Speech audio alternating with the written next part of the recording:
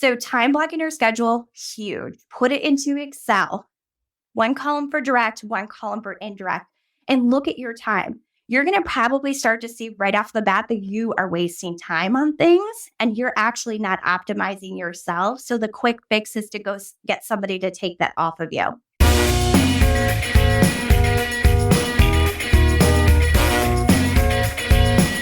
Welcome to Life After Corporate, your ultimate guide for making the leap from corporate leader to entrepreneur.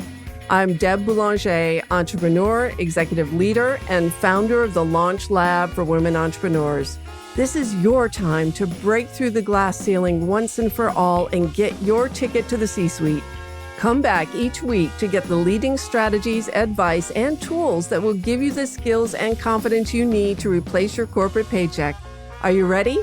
Let's go. Welcome back to another episode of Life After Corporate, my friend. And if you're new to our show, welcome home. This is where you get the real advice, the straight scoop of what it really takes to build a business from scratch. And you don't want to go it alone. So today we're talking with my friend and colleague, Laura Workman, and we're going to show you the path to your first hire. And whether that's bringing on freelance talent to your team, which is likely your very first step, or maybe you're ready to bring on your first full-time hire. We're going to talk about how can you tell when you're ready, how to prepare for your very first hire, and how you can set your people up for success. So with that, welcome Laura Workman. Laura is a leadership expert with over a decade of experience building high-performance teams to scale. She is the founder of Thrive Performance Coaching, and she's passionate about helping small business owners optimize their teams. She has a unique approach that emphasizes positive and inspirational coaching, bridging the gap between generations in the workplace and reducing burnout. And Laura and I met at a mastermind for women entrepreneurs, and it was like an immediate magnetic connection. So Laura, I am so honored to introduce you to the Life After Corporate listeners. Yeah. Hey, everyone. Deb, I literally this morning, I was ecstatic to come on here because we just talked about this, your energy, how we met, just being able to collaborate. This is going to be an awesome session. And I'm so glad you said that because, no one gets there alone on this journey. So we're talking about hires today, but who you surround yourself with and the people that are your peers, the people that you can lean on for advice or referrals or people that you can hire that you trust. I think what's been so fantastic about the group that we both belonged to last year is that there's so many people in that community who I now trust and I would hire to, help me get to my next level of success, or who I would bring in to coach people who are in the accelerator. So we brought you in as a guest faculty for the Six-Figure Accelerator, and people were wowed by everything you shared. And you just met people where they are. So I know you work with larger companies typically, but the advice that you're going to share today are for those who are just getting started. So tell us a little bit about your Life After Corporate journey first. Yeah, it's like you said it perfectly, right? It's going to be the clients that I work with, the clients that I service, but I'm alongside this journey with you and everybody who you work with. So this is real, live, raw experience. So my journey here is I had, I'm sure like all of us, I had that nagging feeling that kept pulling at me where it was like, I need to do something more. I continue to grow in my organization. I continue to grow in my role. I'm developing, but I don't know if masses in the capacity that I'm at with, bringing on more business, building more teams is the direction. And that's really when I kind of stepped back and was very intentional to lean in and say, what is the next step? And for me, that was really leaning into my faith and being devoted to taking my God-given talents and bringing them to the world, especially during the pandemic. So like most of us, I was a part of the Great Resignation where we have to come in and we've got to put in that resignation. It was hard. It was a very hard journey. And I was at a point as a business professional, I was burnt out from moving through that. So not only am I working myself through a life transition, I'm stepping into the world of entrepreneurship. I'm also working myself through burnout, which I didn't recognize was to the level it was at that point. And I took that leap of faith and said, okay, we're going to do this and we're going to start a company. And I envisioned that, this is an opportunity for me. My first goal was I want to impact 1 million lives. And how do I do that? I do that through leaders. And I help fill their cups right now because I know how it feels to be burnt out. And I give them the tools, the resources, the inspiration that they then can go work with their teams and then work with their end consumer, right? So my journey was make the decision, lean in, that uncomfortable feeling. You got to stick with it and go. Resign from my position. Tears. It was like a funeral, having to tell my teams and work through that process and be able to make sure that they're set up for success. And then step into what we're going to talk about right here is honestly a little bit lonely of a journey of solopreneur, where I'm used to having 100 people that report to me and I'm helping to, grow them. And now it's just me. So that's how I got here. I just learned something. I had no idea that it's so recent for you because when I met you, I thought, oh my God, this woman is really growing this business. She's got it all together. And it just goes to show you that, we're here with you. The listeners to this show or whoever's watching this clip right now, it's that we're here with you going through the daily machinations of entrepreneurship. And whether you're just getting started or, whether you're already mid 6 figures or hit 7 figures, good for you. It's lonely and it's a journey and it's an evolution. And things are always changing. I mean, so much has changed, Laura, since you launched your business. You launched during the pandemic. Now we're in this time of economic uncertainty. Before we dive into the topic, I'm just curious, what are the top 2 or 3 things that you've learned about yourself in this process? Wow. That's a loaded one. That's a really great one. Because I started my business in 2021. So just from 2021 to where we are right now, and I own a business in my early 20s. I had that experience and I've worked with business owners, but I don't know if I was fully prepared with how much I was going to be facing, especially think about what we do, leadership coaching and consulting.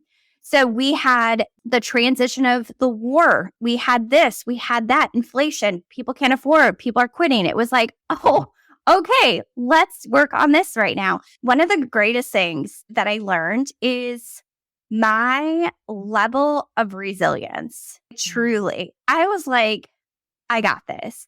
The other thing is I have grown so much with my strategic thinking because I'm one person and I have, over 50 businesses that I coach and their teams. And how on earth does one person, and I've got my team now, but how does one person multiply themselves?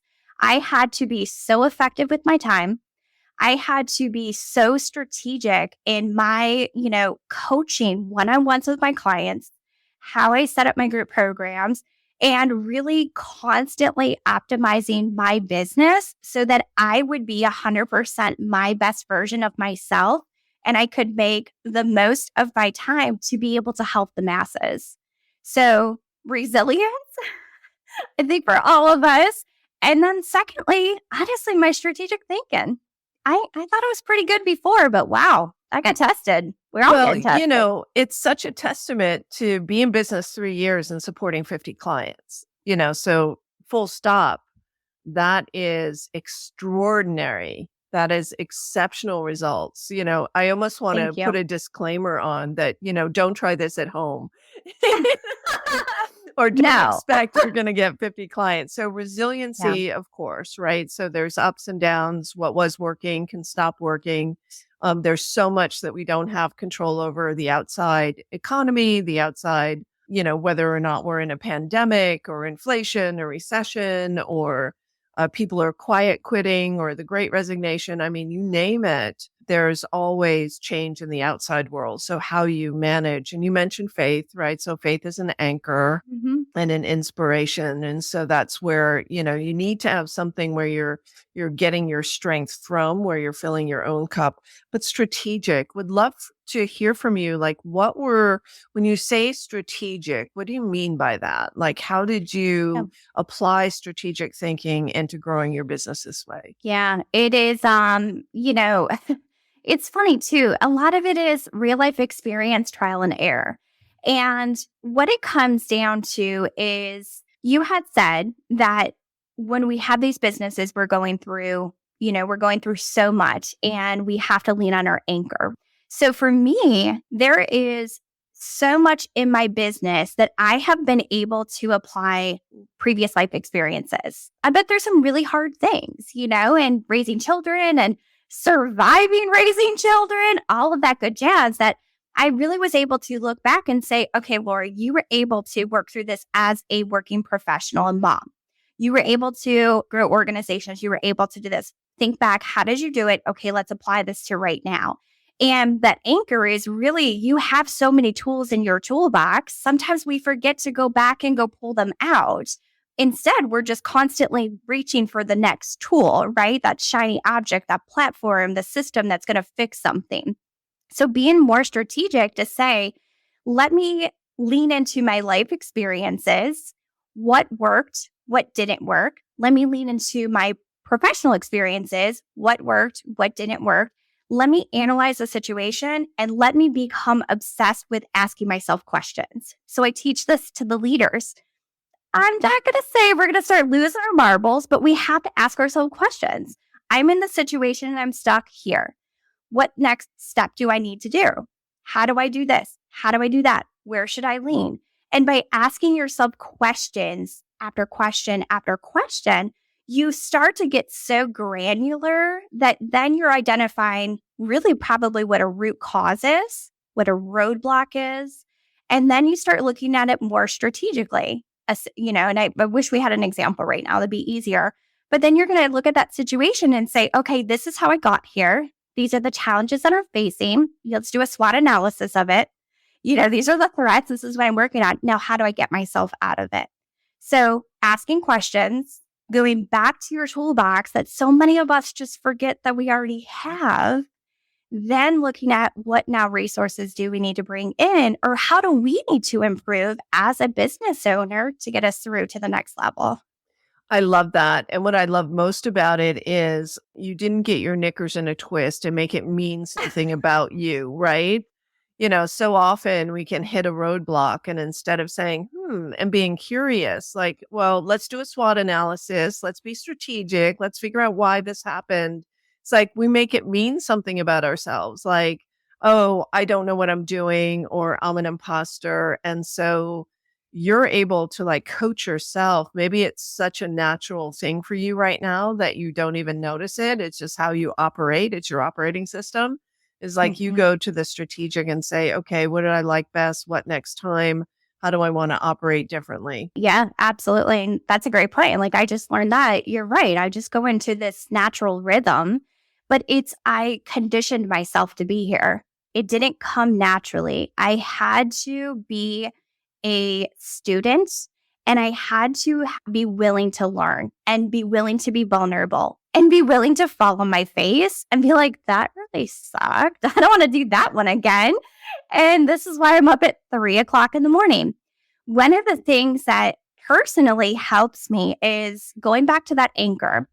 When I get into that moment where I have to strategically think, there are a couple things for me that I surround myself, my environment with. It's not people. So, like for me, it's my faith, right? So, I have like 2 songs, and one of them is This Is How I Fight My Battles. I will put that song on, stick my AirPods in, and I'm like, this is how I fight my battles. And for me, it's Lord, this is how I'm going to fight this battle. So, the imposter syndrome, those thoughts that go through our minds, you don't know how to run a business. You don't know how to do that. You're not meant to be here. Go back to your job. Those are thoughts all of us hear. So, and I'm getting my little goosebumps. Lord's like, keep talking, Laura, keep talking. But when I have like a song like that, my anchor playing, I can stay in the moment, in tune, and I can fight those fears so that I can have clarity in my thinking. Because every entrepreneur faces that. Even the ones like me, I'm a very confident individual. The ones that show up so confident, they've got everything together. I'm not doing that one. But they're like, yeah, that ain't me. I tell the bad stuff. They're like, I hit, 7 figures. They're not telling you the battles that they're fighting behind the scenes. And we have to remind solopreneurs and new entrepreneurs that everyone's got the same shadows. We all have them. They're there. We all have them. They're all there. I love that. That's such brilliant advice. We've just given you permission to feel all the feels and think all the thoughts. But what's most important is that you have a tool belt. And whether your tool belt is based on faith or whether your tool belt is, we've had so many conversations with people on this podcast about the importance of faith, the importance of believing in something bigger than yourself. And that's a constant reminder for me when I start to feel like it's a struggle. I'm like, oh, Deb, you're like relying on your own humanity here, and as a human, you can only muscle through so far. So relying on your strategic advisor, whether it's your faith in God, whether it's your reliance on the universe or your internal wisdom, your source energy, whatever that is, there's a powerful influence at play here. And this isn't about spirituality here in this podcast episode today, but you can't help but talk about entrepreneurship and that it is a lonely journey. It is isolating. You need to surround yourself with people like Laura and me and others like us so that you know that it's normal to fall down and that you have a tool belt, you have tools accessible to you.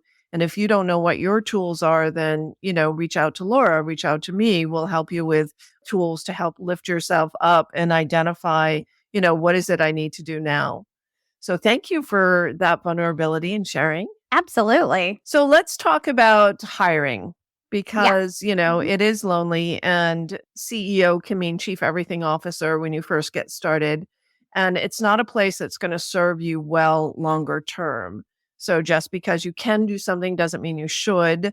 Personally, I have a good eye, but I am not a graphic designer and I have no intention to ever pretend that I'm a graphic designer. And there's so many other things, finance, there are certain things that I don't love doing that I'll procrastinate doing.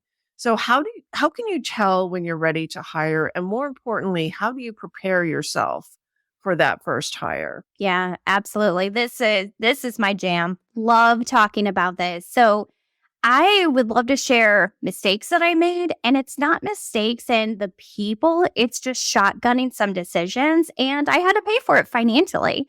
It did stunt my growth a little bit. It did kind of take me back because just like you, we care so much about whomever we bring into our company. You have to take care of your people first. And one of the things that I had done, and I see this happen so much with solopreneurs, is we get to a point where everything feels overwhelming and stressful. And we're working at 3 a.m. We're working nonstop. We're losing the fun. We're losing the relationships. It's our business is affecting everything in our personal life. And we're just like, I just need to hire somebody. Somebody needs to come in here and just relieve the stress. And we feel like it's just going to immediately go out the window. Well, that's false hope. So let's just nix that right here. Yes, you may need the stress, but you have to become an expert of your business to know when that time is. And just like you said, knowing your zone of genius, knowing what you enjoy doing, what you want to do. I just literally had this conversation with a video editor. And she said, would you like to learn how to do this? No, not at this season of my life. Probably in the future, but no, I just want to pay you to do it and talk to me in 3 years. And I was okay saying that. So we have to really, stop and do a self-assessment. What lights me up doing? Do I enjoy doing sales? You're going to have to in the beginning. Do I love doing service delivery? Do I like doing graphic design? All of that. Okay. I learned something that I wish I learned in the beginning is because we're all coaches and consultants and we think we are selling our services, right? I'm selling leadership coaching and consulting services in a program. Deb, you're selling your program, you're selling services. Well, we have to reframe that and this will help you out so much. We are actually selling time. So when we stop and think of that, we are selling time for each one of our businesses. Time servicing directly our clients is tied to revenue. Okay. And what happens with solopreneurs is they say, I'm talking to the client so much and I'm doing this and I'm doing that. The first thing we have to do is that assessment. Where is your time being spent? So one thing that's really helpful for me and for clients I work with is going through your calendar and time blocking and categorizing your direct client time and your indirect client time. What is tied to revenue and what is tied to your back end office? Okay. From there, if you see that, you're trying to work on, I'll tell you my stuff. You're trying to work on your program and the graphics and you're spending 3 hours on it because you're a perfectionist and you're just like, oh my word, I'm valued at this much money. This is my time with my clients, but I could just hire somebody for this. Let me go put this into the bucket and consider this as something that needs to be outsourced. Okay. What can happen is when you're overwhelmed, you make quick decisions that you need to bring people on. And when you were making quick decisions and then we're not setting them up for success, we could start outsourcing. We could bring on a VA or we could bring somebody on. We went and shotgun that way too quickly because we don't have clarity on exactly what we need. Okay. So time blocking your schedule, huge. Put it into Excel. One column for direct, one column for indirect, and look at your time. You're going to probably start to see right off the bat that you are wasting time on things and you're actually not optimizing yourself. So the quick fix is to go get somebody to take that off of you. Okay. Then from there, you can be able to assess, okay, it's a VA. It's this person. It's that person. And now you have more clarity to be able to tell that individual what it is that you need support on. Because I've talked to many VAs and we call them up and we're like, help me, please. I need so much help, like 40 hours a week. I can't afford it, but I need it. And I need this. And they're like, what are you doing? I don't know everything. But the VA, it's true. And then the VA is like, can you please give me clear instructions? Or a team member, can you please give me clear instructions? Okay. Yeah. So we've got to start with us first and really do the work right there. Then the second piece of it is we got to document. We have to write down the systems. Maybe in a voice memo. I do that all the time. I put something in a voice memo. Okay, I'm going to go through this process. Step 1, I'm doing this. Step 2, step 3, step 4. And then I just go and I open up a Google Doc and I just transcribe it. And it's done. There's basically the foundation of a standard operating procedure. Now I have one task that I've been able to identify. These are my expectations. This is how I do it. Now I'm going to put that over into the bucket to possibly outsource or to bring on a team member and they have a foundation. Now my goal probably is I find somebody that can do it faster and better than me, right? But now I've been able to take my overwhelmed state. I've been able to put it on paper and now I can articulate it and now I can give them an expected or a desired outcome. This is the process. It takes me 1 hour. I'm exhausted. Could you please tell me how to optimize, automate, whatever I need to do with this process? Yeah. Think of how much more you're setting somebody up for success. And for those of you who don't know, a VA is a virtual assistant. I think most people do, but if you don't, that's what VA stands for. And yes, and so much can be handled by automation. And there's so much that we don't know that you also want to hire very capable people who can bring systems and processes to the table that you might not even be aware of.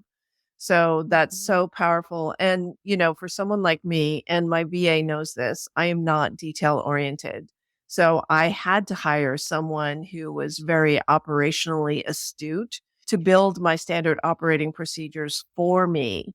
And so that's possible too, if operations isn't your jam, is that you can hire someone to say, hey, I need you to document our standard operating procedures.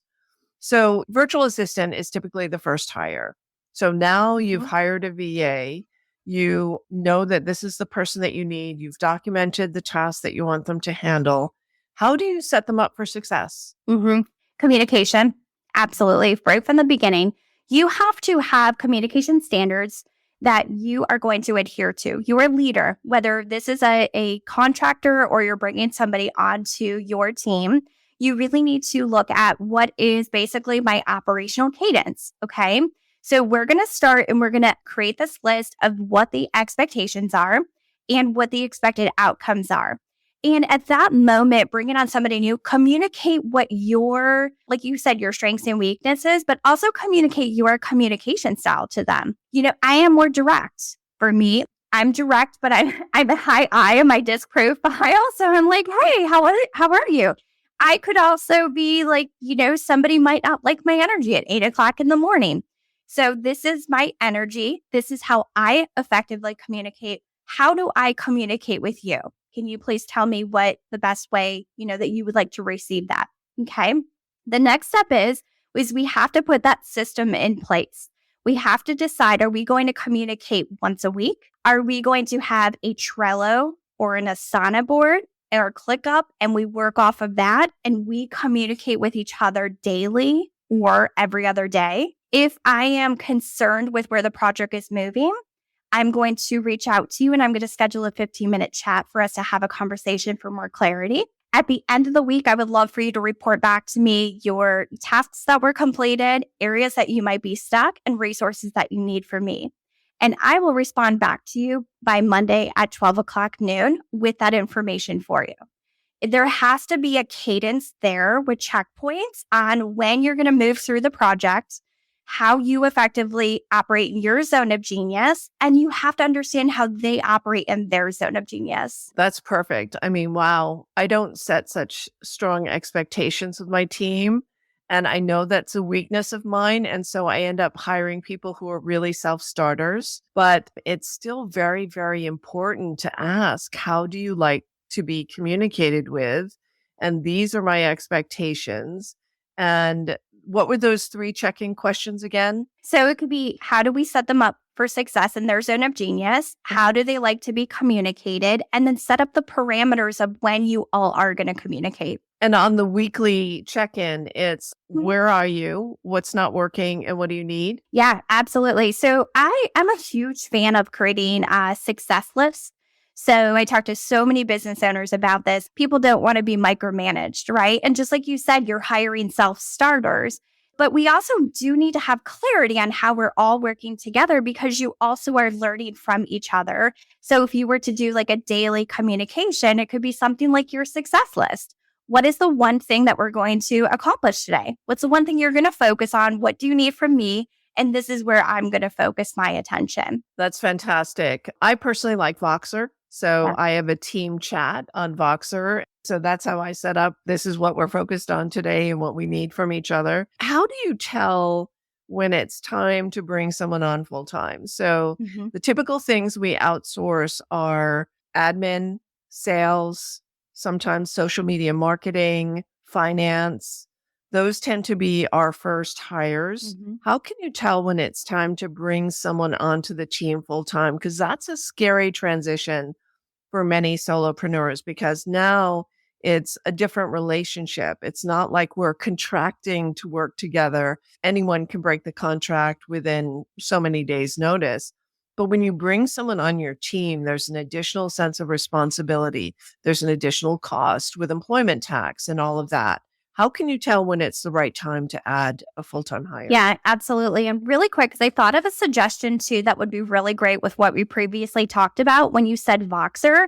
One of the things that's really important is that we understand the different adult learning styles. So let's say we have it to where we're not getting results from a Voxer message, right? That's an audio message. It could be because your learner is a visual learner. So that's a great thing to ask them. Hey, I operate with Voxer. If you're verbally, if you have an audio message coming through, and you apply this information, what would be great then you shoot me back a message and you bullet point the top 3 things that I set in there. And then that could be your list and your expectations. So little side note, because that's a big one where so many leaders really have a lot of challenges. So let's go through. Good point. Let's go through contracting versus bringing on an employee. First, the mentality is an employee, that's an investment. You are bringing on an investment. This is making the decision. This is going to be my person that is going to help me build my legacy and take it to the next level. A contractor, that's your cost of goods sold. You're bringing that on so that you can deliver and focus on your business. When you're ready to up level, there's no cookie cutter here. You have to say, I am now ready to up level my organization, and I am now ready to invest in people that are going to help work me out of a job, and they're going to help me build my legacy. You have to get into a mental state first. The second thing is you have to know your finances. So we talked about this before. So many, solopreneurs, like we do our sales budgets, but we're not actually doing a cash flow budget. So I know you and I love Profit First. We've read a couple of books. You got to know the numbers. If you don't, if this is not an area of expertise, then maybe one person that you're missing is a micro CFO that can come on your team. I have one, and they are that professional and sounding board to say, you are now at a point where you can afford it. You are not at a point. Go sell some more business. So that right there, I think professionally and personally, you have to be in alignment. The next thing is you really have to decide with a contractor, are you expecting this person to be an employee? Are you crossing the line, right? Because there's a difference here. So are you pinging them? Are you brainstorming with them? Are you just like bringing them into your company? Well, then it sounds like you probably have an employee, not a contractor. So you have to make that decision as well. When you're ready, when you've got mindset, finances in place, you know what your sales budget is because now you're responsible for putting food on the table for somebody. When you're at that point, that's where you need to move over into setting them up for success and creating like a success profile. And you guys can reach out to me, find me on LinkedIn. I'm doing videos on this. I love it. I'm doing trainings today. You need to create the success roadmap for that individual. How much revenue do they need to make sure that they're bringing in? How are they optimized? What are their expectations? And now you need to take that accountability and move it to the next step. Did I answer the question? Because there's so much. You did. And there's, in acknowledgement of the time that we have left, you said, how much revenue are they bringing in? Now, if they're not a salesperson, are you counting on other people on the team to be revenue producing or somehow contributing to revenue? How does that work? Yeah, it's a good one. So in the beginning of our conversation, because this is what I learned, we're selling time. So a great activity is one of my team members, she's focused in client service delivery. Okay, she's phenomenal.